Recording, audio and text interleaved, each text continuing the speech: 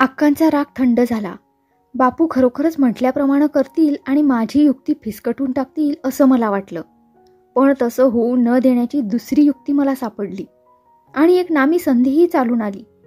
आणलेल्या पातळातल्या एकाची घडी मोडून मी नेसले आणि दुसरं भिजवून वाळत टाकल्यावर मी रोजच्या प्रमाणे बाहेर गेले. गावात एक चक्कर मारायची आणि कुणी अडलं नडलेलं असेल तर त्याला काही मदत करता आली तर करायची, असा क्रम मी ठेवला होता. आज मला एक चांगलंच काम मिळालं. दिवेवाडीला सरकारी दवाखाना आणि डॉक्टर नव्हता, पण पेन्शन घेतलेले डॉक्टर देव नावाची होते. ते तिथं येऊन आपल्या मळ्यात राहिलेले होते. वाडीत त्यांनी आपला एक लहानसा दवाखानाही ठेवला होता. कुणी फी दिली तर घ्यायची, नाही दिली तर नडवायचं नाही, अशा तऱ्हेनं ते पंचक्रोशीतल्या लोकांच्या उपयोगी पडत होते. मी त्यांची अक्कांच्या मुलांच्या निमित्ताने ओळख करून घेतली होती आणि त्यांच्यासारखी लोकसेवा करायची संधी मिळाली तर मलाही आनंद वाटेल असं मी एकदा त्यांना म्हटलं होतं. आज मी गावातून चालले असताना डॉक्टर देव एका छकड्यातून माझ्यापुढून चाललेले मला दिसले. त्यांचंही लक्ष माझ्याकडे गेलं आणि त्यांनी छकडा थांबवून मला म्हटलं, दवाखान्यात चला गुजाताई, तुम्हाला पाहिजे होती ना, तशी संधी आली आहे आज. शेजारच्या एका खेड्यात एका गरीब शेतकऱ्याच्या बाळंतीण बायकोला पाहून डॉक्टर देव आलेले होते. खेडवळ सुईणीनं केलेलं बाळंतपण तिला भोवलं होतं आणि आज तिची प्रकृती चिंताजनक झालेली होती. डॉक्टरांनी इंजेक्शन दिलं होतं आणि औषध योजनाही केलेली होती, परंतु एवढ्यानं भागण्यासारखं नव्हतं. डूश का काय म्हणतात ते तिला द्यायला हवं होतं आणि त्यासाठी नर्सची मदत हवी होती. त्या खेड्यात कुठली आली आहे नर्स, आणि शहर गावाहून धंदेवाईक नर्स बोलवायची तर त्या गरीब शेतकऱ्यापाशी पैसा कुठं होता तिला द्यायला. अशा स्थितीत त्या बिचाऱ्याचं नशीब देवाच्या हाती सोपवून स्वस्थ बसण्यापलीकडे डॉक्टरांना आणि त्या गरीब माणसांना काही करता येण्यासारखं नव्हतं. गुजाताई, तुम्ही होता का त्या बाईची नर्स? डॉक्टर देवांनी मला विचारलं. मी जन्मात कधी काम केलेलं नाही हे, आणि दुखणं साधंसुधंही नव्हे. असलं जोखमीचं काम पत्करायला भीती वाटते मला. माझ्या एखाद्या चुकीनं बिचारीच्या प्राणावर बेतायचं. काही नाही बेतत, बरोबर कराल तुम्ही साऱ्या गोष्टी. अवघड काय असतं त्यात? मी समजून देतो तुम्हाला काय काय आणि कसं कसं करायचं ते. अहो, आमचा गडीसुद्धा करतो असल्या गोष्टी, मग तुम्हालाही न यायला काय झालं? बघा, मरणाच्या दारात बसलेल्या तुमच्या एका भगिनीला वाचवल्याचं श्रेय मिळेल तुम्हाला. प्रयत्न करणं आपलं काम, त्यानंतर देवाची मर्जी. डॉक्टर देवांच्या बोलण्यात अशी जादू होती की त्यांना नाही म्हणणं माझ्या हातून होईना. शिवाय स्वतःचं असं विशेष काहीतरी करून दाखवण्याची माझ्या अंतरीची इच्छा त्यावेळी बळावली. नव्या प्रकारचं काम, नवा अनुभव मिळवण्याची चालून आलेली संधी गमावणं मला प्रशस्त वाटेना. मी अधिक काही विचार न करता म्हटलं, आपण सांगाल ते काम करायला तयार आहे मी. केव्हा जायला पाहिजे?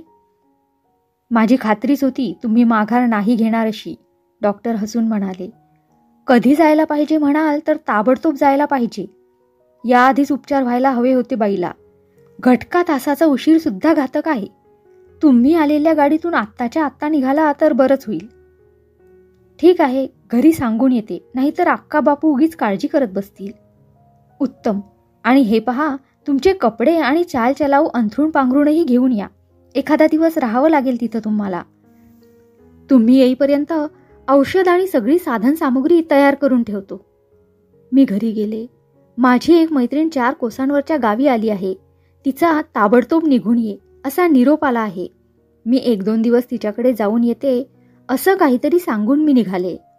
एका शेतकऱ्याच्या घरी मला जायचं आहे एवढंच नव्हे तर 2 दिवस तिथं राहायचं आहे असं सांगितलं तर अक्कांच्या ब्राह्मणी मनाला ते मानवणार नाही अशी मला भीती वाटली. म्हणून मी ही काल्पनिक मैत्रीण त्यांच्यापुढं उभी केली. तुझ्या या मैत्रिणीला इकडं का नाही बोलवत? आता तू स्वतः जाती आहेस तर त्यांना घेऊन ये आपल्याबरोबर, असं अक्का म्हणाल्या. मी बरं आहे असं म्हणून वेळ मारून नेली. डॉक्टरांनी औषध कसं द्यायचं, उस्तवारी कशी करायची यांची मला समजूत दिली आणि शेतकऱ्याच्या छकड्यातून मी माझ्या नव्या कामावर निघाले. खेड्यातल्या एका शेतकऱ्याच्या छपरात शिरताना मला कसंसच वाटलं. तिथं येणाऱ्या कुबट दर्पानं मला मळमळल्यासारखं व्हायला लागलं. कशाला आलो आपण असल्या ठिकाणी असं मनात आल्या वाचूनही राहिलं नाही. पण ज्या कामासाठी आपण आलो ते काम न करता किंवा अर्धवट सोडून पळ काढणं माझ्या स्वभावाला मानवण्यासारखं नव्हतं. मी तिथं गेले तेव्हा बरीच रात्र झाली होती. आपला औषध आणायला गेलेला बाबा अजून का आला नाही म्हणून द्रुपदी आणि धाकटा अर्जुन घाबरी होऊन बसली होती. दिवा लावायचं भानही त्यांना नव्हतं. त्यांची बाळंतीण आई कोपऱ्यातल्या खाटेवर कण्हत पडलेली होती. ती शुद्धीवर होती की नाही कुणास ठाऊक, कारण आमचं बोलणं ऐकून तिनं आमची कसलीच दखल घेतलेली दिसली नाही. दशरथनं घरातला एकुलता एक दिवा जस्ताच्या पत्र्याची चिमणी लावून मला आपल्या बायकोकडे नेत म्हटलं, द्रुपदे, बळीरामच्या म्हातारीकडे जाऊन थोडं ताजं दूध घेऊन ये. डॉक्टरीनबाई आल्यात आणि त्यांना पाहिजे म्हणावं. मला प्रथम बाळंतिणीकडे लक्ष देणं अवश्य होतं. मी दशरथकडून पाणी तापून घेऊन डॉक्टरनी सांगितल्याप्रमाणे उपचार केले. डॉक्टरनी दिलेली औषधं तिला दिली. द्रुपदीनं करून ठेवलेल्या भाकरी दशरथानं आणि मुलांनी खाल्ल्या. माझ्यासाठी तांदूळ आणण्याची तयारी दशरथनं दाखवली, पण आज उपास असल्याचं खोटंच सांगून मी दुधावर भागवण्याचं ठरवलं. मुलं निजली. दशरथ इकडच्या गोष्टी सांगत काही वेळ बसला, पण दिवसभराच्या यातायातीनं आणि आधीच्या 4-6 दिवसांच्या जागरणानं त्याची कुडीही आडवी झाली. झोपेनं त्याच्यावर आपला अंमल बसवला. मीही आडवी झाले, पण मला झोप येईना. दर 2 तासांनी ताप पाहून त्याच्या चढ उताराप्रमाणे औषध द्यायचं होतं. ते दडपण माझ्या मनावर असल्यामुळं मला झोप लागणं शक्यच नव्हतं. इतर वेळी जमिनीला पाठ लागली की झोप लागते, पण कसली जबाबदारी असली की माझी झोप कुठं पळून जाते कुणास ठाऊक. मध्यरात्रीचा सुमार झाला असेल. कौसल्येचा ताप खूपच वाढला. तिची शुद्धही उडाल्यासारखी वाटली. मी घाबरले. तिचं काही बरं वाईट झालं तर, या भीतीनं माझी छाती धडधडायला लागली. त्याच वेळी घुबडाचा गुदकार माझ्या कानांवर आला. असल्या शकुना अपशकुनांवर विश्वास ठेवणं हा वेडेपणा आहे हे रावजींनी मला पटवलेलं असलं तरी त्यावेळी त्या गुदकारानं माझी भीती बळावली हे खोटं नाही. पण भीतीनं हातपाय गाळले म्हणून तरी काय उपयोग होता. संकटच माणसाला धीड बनवतात हे खरं. मी कौसल्याच्या कपाळावर गार पाण्याची घडी ठेवली. तिला औषध पाजलं. दशरथाचं दैव चांगलं म्हणा, द्रुपदी अर्जुनची पुण्याई सबळ म्हणा, की माझा हातगुण म्हणा, पहाटेच्या सुमाराला कौसल्याचा ताप बराच उतरला आणि ती थोडी हुशार झाल्यासारखी दिसू लागली. मग मला धीर आला. दशरथाला आपल्या बायकोच्या प्रकृतीतील ही सुधारणा पाहून आनंद वाटला. तो सद्गदित होऊन म्हणाला, बाई, वाचवा तिला, पोरांचा दुवा घ्या. आम्ही शहरची माणसं ढीगभर बोलतो. गोजीरवाणे गुलगुलीत शब्द पेरून आमची भाषा नटवण्याचा प्रयत्न करतो, पण त्यात अंतःकरण नसल्यामुळं त्या भाषेचा परिणाम होत नाही.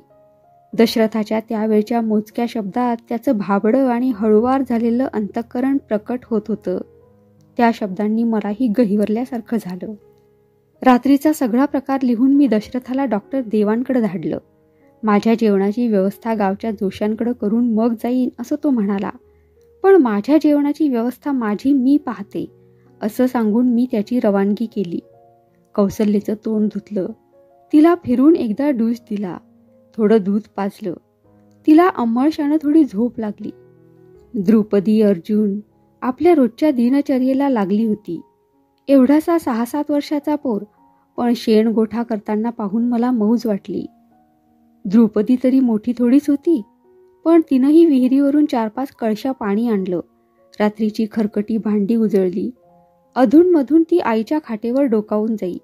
आईच्या आजारीपणामुळे ती भिवून चूर झाली होती. तिला आपल्या मनातील तगमग बोलून मात्र दाखवता येत नव्हती. बाई, तुम्ही कुठं जेवायच्या? तिनं मला विचारलं. तू कुठं जेवणार आहेस? मी तिला विचारलं. कुठं म्हणजे हातच की, आता भाकरीच करणार मी, आणि वांग्याचं कोरड्याच बी. काल सांच्यापारीच वांगी आणून ठेवल्यात. मग तुझ्या कोरड्याच भाकरीतनं मला नाही का काही मिळणार? माझी भाकरी तुम्ही खाणार? तुझ्या इथं पाहुणे आले ना मी, मग पाहुण्यानं जेवण खाण तुझ्या इथंच नको का करायला? पण तुम्ही बामण. कोणी सांगितलं तुम्हाला? मी तुमच्यातलीच आहे आणि मी तुमच्याकडे जेवणार. जेवू ना? खास होईल बाई तुम्ही आमच्या संगत जेवाल तर. खरंच जेवणार तुम्ही? खरं खरं खरं, पण माझी एक अट आहे हं. स्वयंपाक मात्र माझा मी करणार. ते कशा बाई? तुम्ही आईचं किती केलं सा, स्वयंपाक कशाला आणीक? मी सांगीन तसं ऐकायचीच म्हणे तू. मी विहिरीवर जाऊन स्नान केलं आणि भाकरी करायला बसले. द्रुपदी मला हाताशी मदत करायला होती. मोठी चुणचुणीत पोर. आम्हा शहरवासी पांढरपेशा मुलीच्या कामाचा पाय माग तसा प्रकार या पोरीत नव्हता. बाई, आईच्या जीवाला बरं वाटत असतं तर तिनं तुम्हाला इकडची काडी तिकडं करू दिली नसती. कधी बरी होणार होती? अगं होईल 4 दिवसात, मी तिला धीर दिला. खरंच बरी होईल आई? पल्ल्याडली गौराबाई काल म्हणत होती की असलं दुखणं भारी वंगाळ असतं म्हणून. त्या भिकुसाच्या बायकोला गतवर्षी असलंच दुखणं आलं आणि ती मेली म्हणे. माझी आई बरी होऊ दे हो बाई, लय चांगली आहे. चांगली आहे ना तुझी आई द्रुपदी? मग ती बरी होणारच. चांगल्या माणसांवर देवाची मर्जी असते. त्यांचं दुखणं देव बरं करतो. माझी आई बरी होईपर्यंत तुम्ही इथंच राहा बाई, पाया पडते मी तुमच्या. दशरथाच्या कळकळीपेक्षा द्रुपदीच्या हळवेपणानं माझं मन अधिक सद्गदित झालं. तिनं सारखं असंच बोलत राहावं असं मला वाटलं. डॉक्टर देव दर दिवसाआड येऊन औषध देत व त्यांनी दिलेल्या सूचनेप्रमाणे मी कौसल्याची शुश्रूषा करीत राहिले. 15 दिवसात बाळंतीण धोक्यातून पार पडली असं डॉक्टरांनी सांगितलं. दशरथच्या डोळ्यात आनंदाचे अश्रू भरले. त्याचा गळाही भरून आला. आवंढा गिळून तो म्हणाला, या माऊलीच्या हातगुणानं माझ्या लेकराची आई परत आली. वेडा तर नाहीस तू दशरथ? डॉक्टरांच्या रूपानं देव भेटला कौसल्याला. देव तारी त्याला कोण मारी म्हणतात ना, ते खरं झालं. मी काय करणार रे अडाणी बाई, मी म्हणाले. त्यावर डॉक्टरांनी म्हटलं, दशरथ म्हणतो ते खरं आहे गुजाताई. डॉक्टर नुसतं औषध देतो, पण रोग्याला औषधापेक्षाही शुश्रूषेची खरी गरज असते. औषध एकपट तर शुश्रूषा 10 पट गुणकारी असते. तुम्ही आपल्या शुश्रूषेनं कौसल्याला काळाच्या दाढेतून बाहेर काढलं. डॉक्टरांच्या या शिफारशीनं माझे श्रम सार्थकी लागल्यासारखं मला वाटलं. डॉक्टर परत निघाले तेव्हा मी विचारलं, आता माझी गरज नाही ना इथं? मी येते आपल्याबरोबर. तुम्ही नका जाऊ बाई इतक्यात, द्रौपदी आर्जवी स्वरात म्हटली. अर्जुन माझ्या पायाला विळखा घालून राहिला. मी खरोखरच जायला निघाले असं त्याला वाटलं आणि मला अडवून धरण्यासाठीच त्यानं मला असं धरून ठेवलं होतं. त्याच्या बालबुद्धीला बोलायचं सुचत नव्हतं. तो आपलं मनोगत कृतीनं व्यक्त करीत होता की काय कोणास ठाऊक.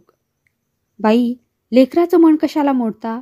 दशरथ म्हणाला आणि त्याला कौसल्यानं साथ दिली. आणि 8 रोज तरी तुम्हासनी राहायला हवं बाई. मी चुलीपुढं जायला लागेतोवर मी तुम्हासनी सोडायची नाही. तुमच्या हातचा अमृत मी इकडे रोज जेवले. माझ्या हातच्या आंबिलकण्या जेवल्या बगर मी नाही तुम्हासनी जाऊ द्यायची. माझा निरुपाय झाला. भोळ्या भाबड्यांचं ते प्रेम झिडकारून जाण्याचा घट्टपणा माझ्या मनाला नव्हता. मी राहिले. अगदी चांगली 15 दिवस राहिले आणखी दशरथच्या झोपडीत. तिथल्या त्या महिनाभरात मला आजपर्यंत दिसलं नव्हतं असं एक निराळंच जग पाहायला मिळालं. खेड्यातले कुणबी मी कितीतरी पाहिले होते, पण ते जगतात कसे हे मात्र मला माहीत नव्हतं. त्यांची गरिबी उघडच दिसत होती आणि ते आपल्या अडाणीपणानं गरीब राहतात अशी सगळ्या पांढरपेशांप्रमाणे माझीही समजूत होती. पण ते अडाणी राहतातच का, हा प्रश्न माझ्या मनात यावेळी उत्पन्न झाला. त्यांना बुद्धीच नसते असं म्हणावं तर तेही पटेना.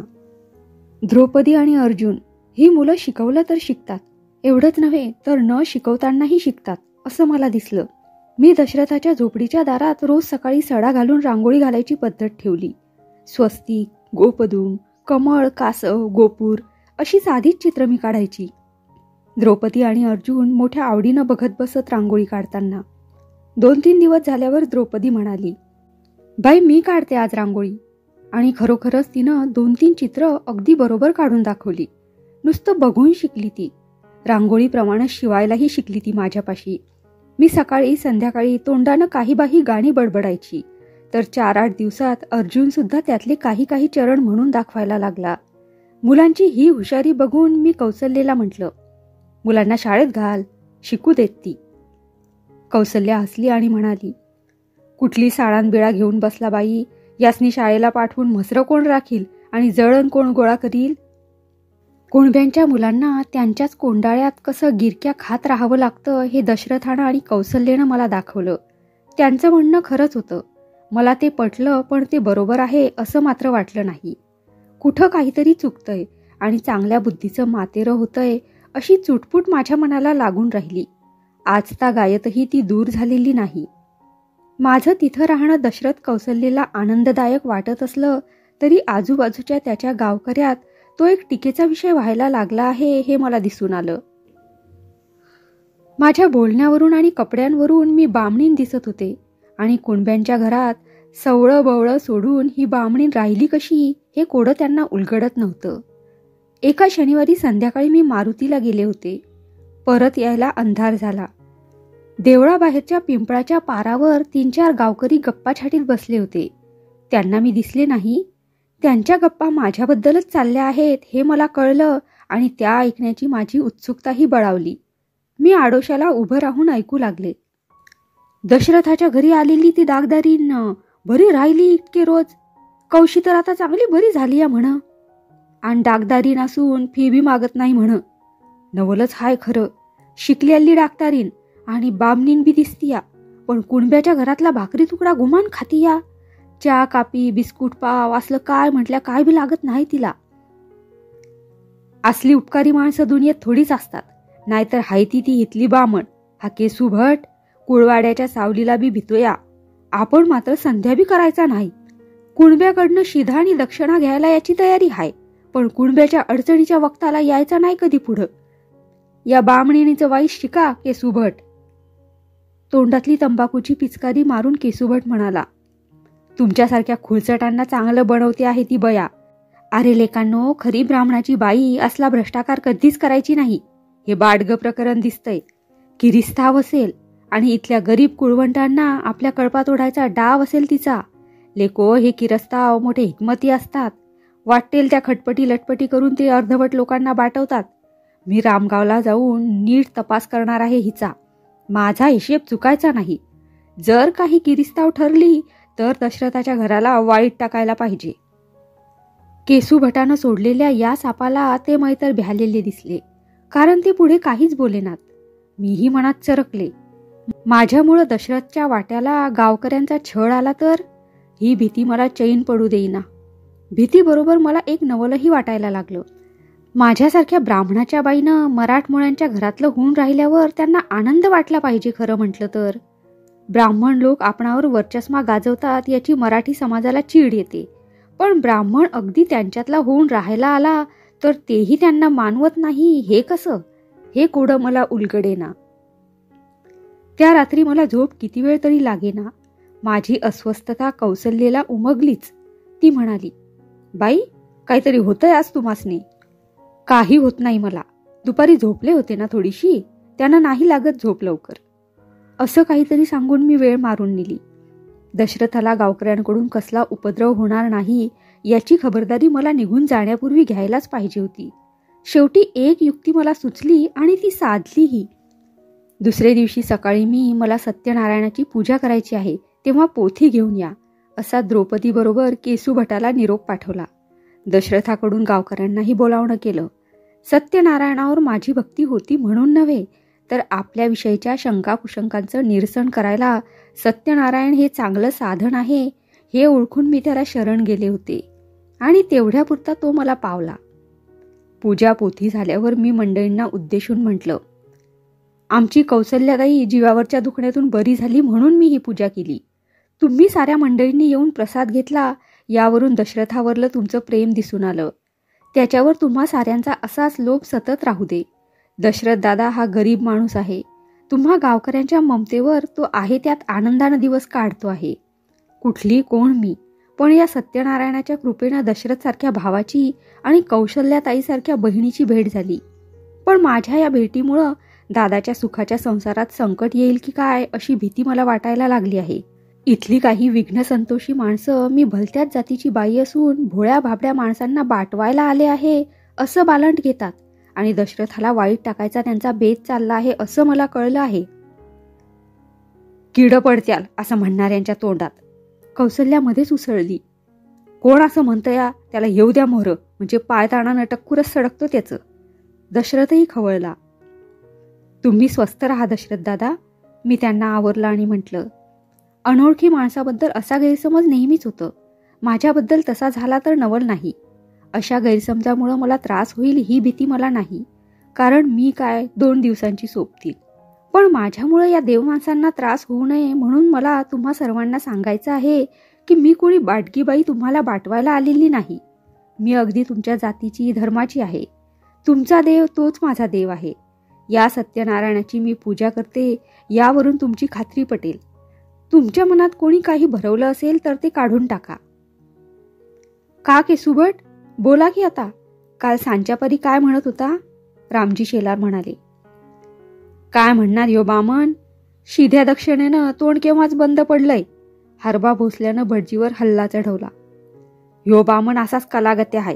कुणासनी काय सांगल आणि कुणाचं काय भांडण लावून याचा नेम नाही. गौरीचं आणि महादाचं वाकडं यानंच आणलं. पटकी बी येत नाही असल्या वंगाळ माणसासनी. म्हातारी आवडाबाई तोंड वाजवायला लागली. तिला थोपवून मी म्हटलं, काय करायच्या आहेत ह्या गोष्टी उकरून काढून? झालं गेलं गंगेला मिळालं. कुणी कुणाचं वाकडं करायला गेलं तर देव त्याचंच वाकडं करील. म्हणून आपण आपल्याकडून करता येईल तितकं शेजाऱ्याचं बरं करायला बघावं. लोकांच्या घरावर दगड मारले तर आपल्या घरावरही पडतात. या हातानं द्यावं, या हातानं घ्यावं, असा जगाचा कायदा आहे. म्हणून तुम्हीच काय, पण कुठल्याही गावच्या गावकऱ्यांनी आपापसात वाकडेपणा आणण्यापेक्षा असलेला वाकडेपणा काढून गोडवा आणण्याचा प्रयत्न करावा. तुम्ही सर्वजण असे गोडी गुलाबीनं राहाल तर तुम्ही सुखी व्हाल. तुमचं सुख तुमच्याच हातात आहे. केसूभटाचा चेहरा पडला, पण बाकीच्या मंडळींच्या मुद्रेवर माझ्या बोलण्यामुळे समाधान उमटलेलं दिसलं. माझ्या मनात जी धाकधूक निर्माण झाली होती ती पार पडाली. मी उद्या परत जाणार असं दशरथाला सांगितलं. कारण आता कौसल्या घरात वावरू लागली होती आणि गेले 2 दिवस मला चुलीपुढं न जाऊ देता तिनंच भाकरी कोरड्यास केलं होतं. मी आणखी राहावं, नव्हे नेहमीच तिथे राहावं असं त्यांना वाटत होतं. पण तसं उघड कसं म्हणायचं? कशाला राहायची असं मी म्हटलं तर त्यांना काही कारण सांगता येण्यासारखं नव्हतं. पण त्या घरात निर्माण झालेलं माझ्याविषयीचं अगत्य मला दुपारी वेगळ्याच प्रकारे दिसून आलं. भाकरी खाऊन मी आणि कौसल्या बोलत बसलो होतो. आपल्या आणि मुलांच्या प्रकृतीबद्दल कशी काळजी घ्यावी, लहान सहान दुखण्याला कोणची घरगुती औषधं करावी, हे माझ्या माहितीप्रमाणे कौसल्येला मी सांगत होते. इतक्यात आई ग अशी द्रौपदीची किंकाळी आमच्या कानावर आली आणि आम्ही दोघीही घाबरून अंगणात धावलो. द्रौपदी आणि अर्जुनाचं भांडण झालं होतं. द्रौपदी हात चोळत आणि रडत उभी होती आणि अर्जुनही अपराधी चेहऱ्यानं तिच्याकडे पाहत होता. काय झालं ग? मी द्रौपदीला कुरवाळून विचारलं. आरजा माझ्या हाताला चावला. द्रौपदी अधिकच मुसमुसून रडू लागली. ह्यो भाड्या असाच छळतो बघा बाई हिला. थांब, घरात येऊ दे, त्याचं दातच पाडते, म्हणजे चावायचा नाही पुन्हा. असं म्हणून कौसल्या अर्जुनाच्या अंगावर धावली. मी तिला आवरलं आणि म्हटलं, तू घरात जा बघू, माझं मी पाहून घेते काय झालं आहे ते. अर्जुनाला मी जवळ घेतलं, चुचकारलं आणि म्हटलं, अर्जुन, आपल्या बहिणीला असं चावतात, मारतात होय शहाणी मुलं? तुला मी शहाणा म्हणते ते उगीच होय? अर्जुन तोंड झाकून रडायला लागला. उगी, सांग बघू काय झालं ते? मी विचारलं. बाई, ही द्रौपदी मला नाही ते बोलली. अरे पण बोलली काय ते सांग की. म्हणाली तुम्ही उद्या जाणार. मी म्हटलं बाई कधीच जायच्या नाहीत. तर ती म्हणाली तुम्ही जाणारच. मग मी चावलो बाई तिला. अर्जुनाचा हा खुलासा ऐकून मला हसू आलं आणि माझ्याविषयी त्या लेकरांच्या मनात निर्माण झालेली ओढ पाहून धन्यता वाटली. दुपारी नवरा बायकोचं बोलणं माझ्या कानावर सहजगत्या पडलं. त्यामुळं मला आनंद वाटला, पण वाईटही वाटलं. मी त्यांच्यावर मोठे उपकार केले आहेत असं त्यांना वाटत होतं आणि त्यासाठी मला काहीतरी दिल्या वाचून जाऊ देणं त्यांच्या जीवावर आलं होतं. त्यांची आठवण म्हणून त्यांची देणगी घेण्यात मला आनंद वाटला असता, पण ती देणगी देण्यासाठी त्यांनी जे दिव्य करायचं योजलं होतं ते ऐकताच माझ्या मनात कालवा कालव झाली. बाईसनी एक चांगलं लुगडं घेऊ, कौसल्या सांगत होती. त्यासनी काय बी दिलं तरी थोडंच आहे, पण या वक्ताला पैसा कुठला आणायचा? काहीतरी जित्रा पिकायचं म्हटलं तर सुगी अजून दूर आहे. मला मोठं कोडं पडलं या. दादा पाडलाकडनं 10 रुपये उसने मागितले तर तो सवड नाही म्हणाला. दशरथनं आपली अडचण सांगितली.